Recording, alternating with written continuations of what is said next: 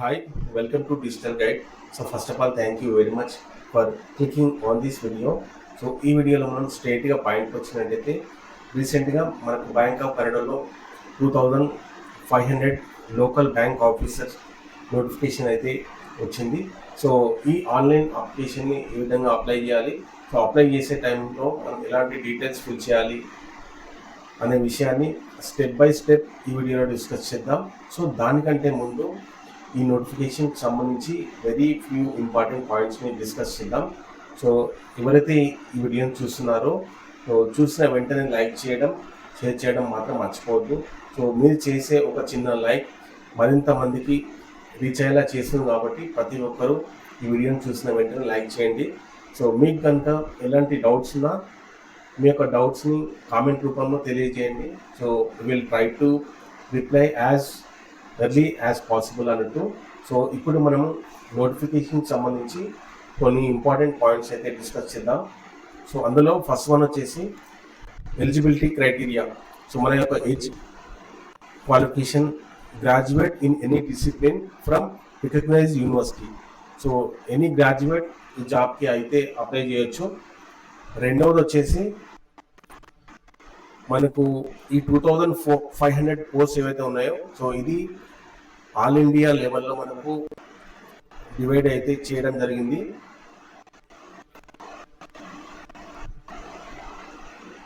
So ఈ నోటిఫికేషన్లో మనకు ఎస్సీ అండ్ ఎస్టీ క్యాండిడేట్స్కి వచ్చేసి ఏజ్ రిలాక్సేషన్ అనేది 5 yearsగా ఇవ్వడం. సో అదేవిధంగా ఓబీసీ క్యాండిడేట్స్కి వచ్చేసి 3 years అనేది ఏజ్ రిలాక్సేషన్గా ఇవ్వడం జరిగింది. ఇందులో మనకు 850 అనేది general and EWS and OBC క్యాండిడేట్స్కి వచ్చేసి ఎగ్జామ్ ఫీజ్ అన్నట్టు. సో 850 ఏదైతే ఉందో ఇది జనరల్, ఈడబ్ల్యూఎస్ అండ్ ఓబీసీ క్యాండిడేట్స్కి వచ్చేసి 850 అనేది including of GST payment gateway charges. So అదేవిధంగా 175 inclusive of GST payment gateway charges for ST, ST, PW, ESM and women క్యాండిడేట్స్కి ఫీ ఏదైతే ఉందో అది 175 రూపీస్ అన్నట్టు. సో ఇదండి ఓవరాల్గా కొన్ని ఇంపార్టెంట్ పాయింట్స్ ఈ నోటిఫికేషన్కి సంబంధించి. సో ఇప్పుడు మనం ఆన్లైన్లో ఈ జాబ్కి ఎలా అప్లై చేయాలి అనే విషయాన్ని మనం డిస్కస్ చేద్దాం. ఇదండి మనకు ఆన్లైన్లో రిక్రూట్మెంట్ ఆఫ్ లోకల్ బ్యాంక్ ఆఫీసర్కి అప్లై చేసే అఫీషియల్ పోర్టల్. సో ఇక్కడ మనము click here for new registration అని క్లిక్ చేసినట్టయితే సో ఇక్కడ మనకు 5 or 6 స్టెప్స్లో మనకు అప్లికేషన్ అనేది ఇక్కడ డిస్ప్లే కావడం జరుగుతుంది. సో ఫస్ట్ వన్ వచ్చేసి మనకు ఫస్ట్ నేమ్, మన యొక్క ఫస్ట్ నేమ్ ఏదైతే ఉందో అది ఇక్కడ ఇవ్వాల్సి ఉంటుంది.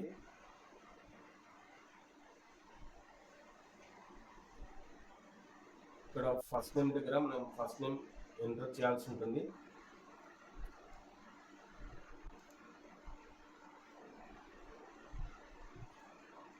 Confirm first name. మీకు కనుక మిడిల్ నేమ్ ఉంటే మిడిల్ నేమ్ ఇవ్వాల్సి ఉంటుంది, లేదంటే దీన్ని బ్లాంక్గా వదిలిపెట్టచ్చు.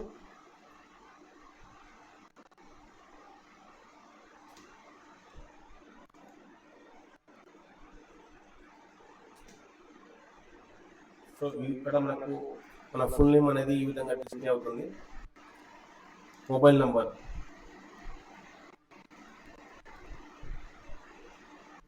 Confirm mobile number. మీకు ఆల్టర్నేటివ్ మొబైల్ నెంబర్ ఉంటే ఇవ్వచ్చు, లేదంటే దీన్ని బ్లాంక్గా వదిలిపెట్టచ్చు. సో ఏదైతే మనకు స్టార్ మార్క్స్ ఉన్నాయో వాటిని కంపల్సరీగా ఫిల్ చేయాల్సి ఉంటుంది.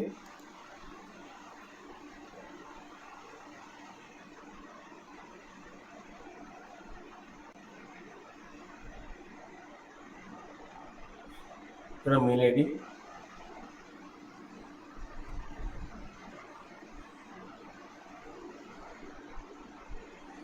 సో మన మెయిల్ ఐడి ఇక్కడ దీన్ని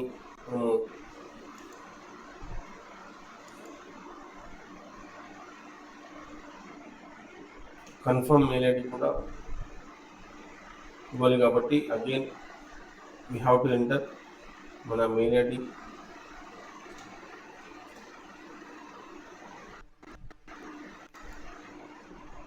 సో ఇక్కడ మన క్యాప్చా అనేది ఎంటర్ చేయాల్సి ఉంటుంది. 6VV. So save and next.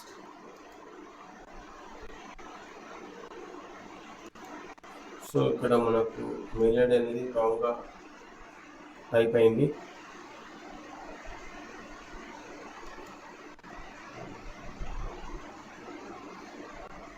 So ఇక్కడ మనకు are you sure that data entered in correct, no change or edit of application will be allowed. So ఒక్కసారి మన డీటెయిల్స్ ఎంటర్ చేసిన తర్వాత మళ్ళీ ఈ డీటెయిల్స్ అనేది ఎడిట్ చేసుకోవడానికి అవకాశం లేదు అన్నట్టు ఒక మనకు పాపప్ అనేది మెసేజ్ డిస్ప్లే అనేది కావడం జరిగింది.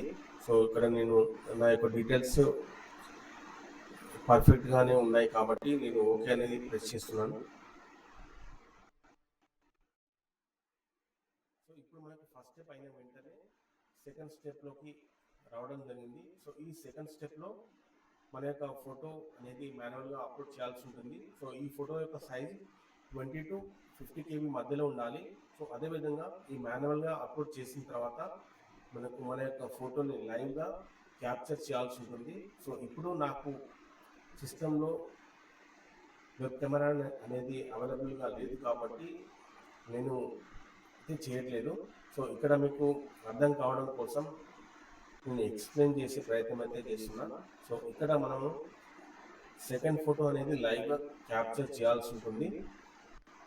సో ఈ రెండు క్యాప్చర్ అయిన వెంటనే కన్ఫర్మ్ చేసి ఇక్కడ సిగ్నేచర్ అనేది అప్లోడ్ చేయాల్సి ఉంటుంది. సో ఈ స్టెప్ అయిన తర్వాత మనము నెక్స్ట్ స్టెప్ అనేది వెళ్ళడం జరుగుతుంది. సో ఇది కాకుండా మనం నెక్స్ట్ స్టెప్ అయితే వెళ్ళలేం. సో ఇక్కడ థర్డ్ స్టెప్లో మన యొక్క personal details. So personal details ఏంటంటే కరెస్పాండెన్స్ అడ్రస్, మన యొక్క అడ్రస్, ఎడ్యుకేషన్ క్వాలిఫికేషన్స్ ఇవన్నీ మనం థర్డ్ స్టెప్లో ఇవ్వాల్సి ఉంటుంది. సో ఇవన్నీ ఫిల్ చేసిన తర్వాత 1, 2, 3 ఈ ఫిల్ చేసిన డీటెయిల్స్ మనకు ఫోర్త్ స్టెప్లో ప్రివ్యూగా రావడం జరుగుతుంది. సో ఈ ప్రివ్యూ అయిపోయిన తర్వాత ఏదైనా మనం బై మిస్టేక్లో డీటెయిల్స్ రాంగ్గా ఎంటర్ చేస్తే ఇక్కడ కరెక్ట్ చేసుకోవడానికి అవకాశం అయితే ఉంటుంది.